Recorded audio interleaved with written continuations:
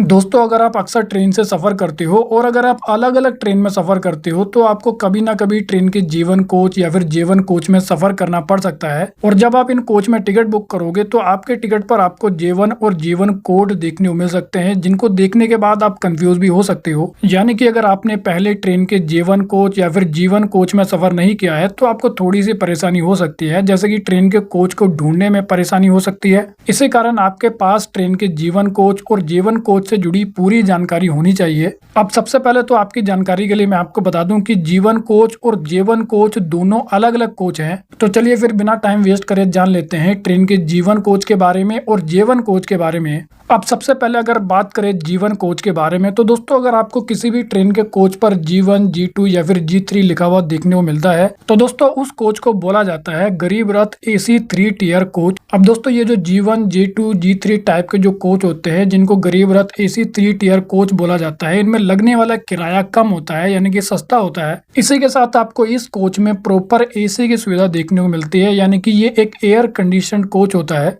लेकिन जैसा कि मैंने आपको बताया कि G1, G2, G3 टाइप के कोच में लगने वाला किराया कम होता है, यानी कि सस्ता होता है। इसी कारण इस कोच में सीटों की संख्या आपको थोड़ी सी ज्यादा देखने को मिल सकती है एक नॉर्मल कोच से। लेकिन अब अगर बात करें ट्रेन के जेवन कोच के बारे में, तो दोस्तों अगर आपको ट्रेन के किसी भी कोच पर J1, J2 या फिर J3 लिखा हुआ देखने को मिलता है, तो दोस्तों उस कोच को बोला जाता है गरीब रथ AC चेयर कार कोच। अब जैसा कि दोस्तों इस कोच का नाम है AC चेयर कार कोच, इसका मतलब ये होता है कि इस कोच में आप बैठकर सफर कर सकते हैं, लेकिन सोकर नहीं कर सकते हैं, क्योंकि J1, J2, J3 टाइप के कोच में जो सीटें होती है वो बैठने वाली होती है। इसी कारण इसको चेयर कार कोच बोला जाता है। लेकिन अच्छी बात यह है कि इस कोच में भी आपको पूरी तरह से AC की सुविधा मिल जाती है और इस कोच में लगने वाला किराया, यानी कि J1, J2, J3 टाइप के कोच में लगने वाला किराया भी कम होता है, यानी कि सस्ता होता है। लेकिन दोस्तों अब आपके लिए ये जानना काफी ज्यादा जरूरी है कि ये दोनों टाइप के कोच आपको गरीब रथ एक्सप्रेस ट्रेन में देखने को मिलते हैं, यानी कि G1, G2, G3 या फिर J1, J2, J3 टाइप के जो कोच हैं वो आपको केवल गरीब रथ ट्रेनों में देखने को मिलते हैं। लेकिन दोस्तों काफी सारे लोगों का ये सवाल हो सकता है कि क्या इस ट्रेन में स्लीपर कोच, यानी कि नॉन AC स्लीपर कोच या फिर जनरल कोच होते हैं। तो दोस्तों आपकी जानकारी के लिए मैं आपको बता दूं कि गरीब रथ एक्सप्रेस ट्रेन में जनरल कोच और नॉन AC स्लीपर कोच नहीं होते हैं।